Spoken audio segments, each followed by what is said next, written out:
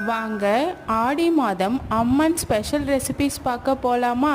ஆடி 11ஆம் நாள் காயின் பாதுஷா.